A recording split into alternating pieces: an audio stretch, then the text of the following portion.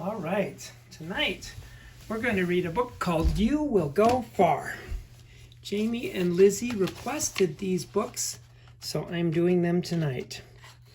And so this says set some goals and spread your wings. You're off to do remarkable things. Congratulations, you are a star. You truly are. So this says, set some goals and spread your wings. Ideas for life. You're off to do remarkable things. See the world from sea to shore. Pack your stuff and go explore. Ooh, that sounds like fun. It's what you want that you need to know. Don't hesitate. Don't doubt. Take the first step.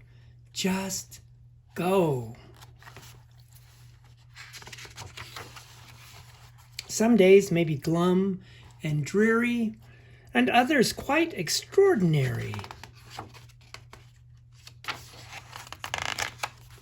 Perhaps you jump out of bed and race right ahead.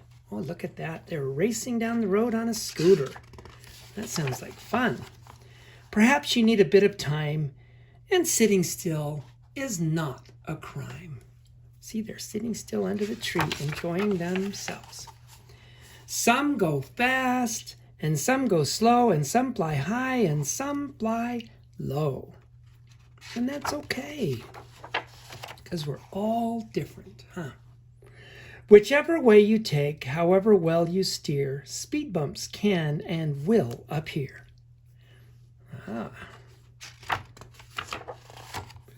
Trials and tribulation will test your character and patience. Oh, look, the little penguin brought flowers to the polar bear. Do you think the polar bear liked them? I think he did. But none of these will hold you back. You're a bright, shining star. You'll be right back on track. You'll make new acquaintances, some you like and some you don't. Some you'll love and some you won't. There are those who are nice, there are those who are not. Be polite and gracious to the whole lot. Treat everyone nicely, that's what it's saying. I agree. Respect both beast and man. Be kind because you can. I like that. That's nice. And maybe people will be kind back because you're being kind. Learn to take these in your stride, misfortune, pain, and wounded pride. Talk about your feelings if they're true. Others will know what you're going through. Oh, there you go. That's a good idea. If you find yourself in a clique, keep in mind you are perfectly unique.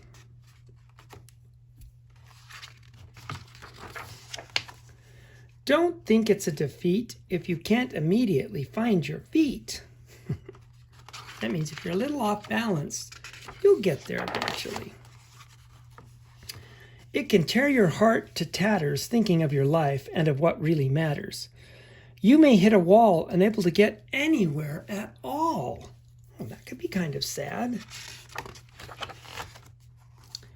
Clouded by doubt and fears, you move around in circles until your vision clears.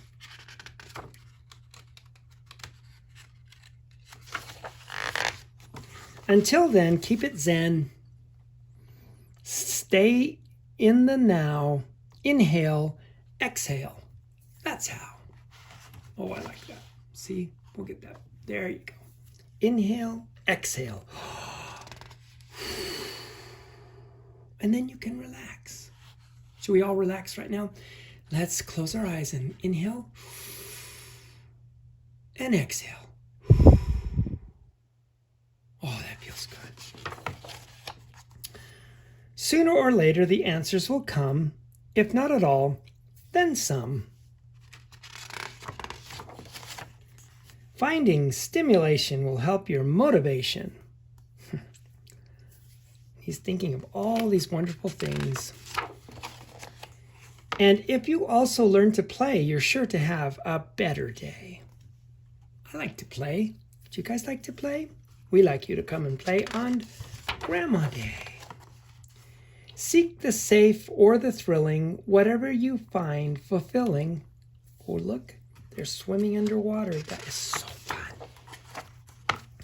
Be laid back, chill, and free. Happy to just hang out and be. Because you are you, and that's good enough. Know that you are an incredible, amazing creation, worthy of love and adoration. One way or other, you will light your spark and make your mark. The best that you can be, plain and simple, for everyone to see. Wherever you go, whatever you choose to do, there will be an adventure waiting just for you. Just for you. Have a wonderful night. Good luck. The end. All right, tonight we're going to... Ooh, I made a little noise there. I knocked something off my desk. That's okay. We'll put it back away. This is the story of Peter Rabbit and his siblings, Flopsy, Mopsy, and Cottontail. All right, once upon a time, there were 4 little rabbits, and their names were Flopsy, Mopsy, Cottontail, and Peter. They lived with their mother in a sandbank underneath the root of a very big fir tree. "Now, my dear," said old Mrs. Rabbit one morning, "you may go into the fields and down the lane, but don't go into Mr. McGregor's garden. Your father had an accident there, and he was put in a pie by Mrs. McGregor." Oh no, we don't want Peter to get put in a pie, do we? "Now run along and don't get into mischief. I am going out," said Mother. Then old Miss Rabbit took a basket and her umbrella and went through the wood to the baker's. She bought a loaf of brown bread and 5 currant buns. Flopsy, Mopsy, and Cottontail, who were good little bunnies, went down to the lane to gather blackberries. But Peter, who was very naughty, ran straightway to Mr. McGregor's garden and squeezed under the gate. What do you think's going to happen? First, he ate some lettuces and some French beans, and then he ate some radishes. And then, feeling rather sick, he went to look for some parsley. But around the end of a cucumber frame, who should he meet but Mr. McGregor? Oh no! Mr. McGregor was on his hands and knees, planting out young cabbages. But he jumped up and ran after Peter, waving a rake and calling out, "Stop, thief!" Peter was most dreadfully frightened, and he rushed all over the garden, for he had forgotten the way back to the gate. He lost one of his shoes among the cabbages, and the other shoe amongst the potatoes. After losing them, he ran on all 4 legs and went faster, so that I think he might have gotten away altogether if he had not unfortunately run into a gooseberry net and got caught by the large buttons on his jacket. It was a blue jacket with brass buttons, quite new. How is Peter going to get away? Is Mr. McGregor going to catch him and put him in a pie? Peter gave himself up for lost and shed big tears, but his sobs were overheard by some friendly sparrows, who flew to him in great excitement and implored him to exert himself. Mr. McGregor came up with a sieve, which he intended to pop over the top of Peter, but Peter wriggled out just in time, leaving his jacket behind. He rushed into the tool shed and jumped into a can. It would have been a beautiful thing to hide in if it had not had so much water in it. Mr. McGregor was quite sure that Peter was somewhere in the tool shed, perhaps hidden underneath a flower pot, and he began to turn them over carefully, looking under each. Presently Peter sneezed. Kerchoo! Mr. McGregor was after him in no time, and tried to put his foot on Peter, who jumped out of a window, upsetting 3 plants. The window was too small for Mr. McGregor, and he was too tired of running after Peter, and he went back to his work. Peter sat down to rest. He was out of breath and trembling with fright, and he had not the least idea which way to go. Also, he was very damp from sitting in that can. After a time, he began to wander about, going hippity-lippity, not very fast, and looking all around. Oh, he got himself in trouble, didn't he? Silly bunny. He found a door in the wall, but it was locked. And there was no way for a fat little rabbit to squeeze underneath the door. An old mouse was running in and out over the stone doorstep, carrying peas and beans to her family in the wood.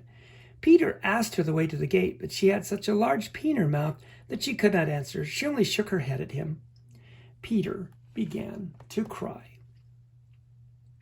Oh, dear. Then he tried to find his way straight across the garden, but he became more and more puzzled. Presently he came to a pond where Mr. McGregor filled his water cans. A white cat was staring at some goldfish. She sat very, very still, but now and then the tip of her tail twitched as if it were alive. Peter thought it best to go away without speaking to her. He had heard about cats from his cousin, little Benjamin Bunny. He went back towards the tool shed, but suddenly, quite close to him, he heard the noise of a hoe. Scritch, scratch, scratch, scratch, scratch. Peter scuttled underneath the bushes, but presently, as nothing happened, he came out and climbed up on a wheelbarrow and peeped over, and the first thing he saw was Mr. McGregor hoeing onions. His back was turned towards Peter, and beyond him was the gate. Peter sat down very quietly and got off the wheelbarrow. And then he started running as fast as he could along the straight walk behind some black currant bushes. Mr. McGregor caught sight of him as he came to the corner, but Peter did not care. He slipped underneath the gate and was safe at last in the wood outside the garden.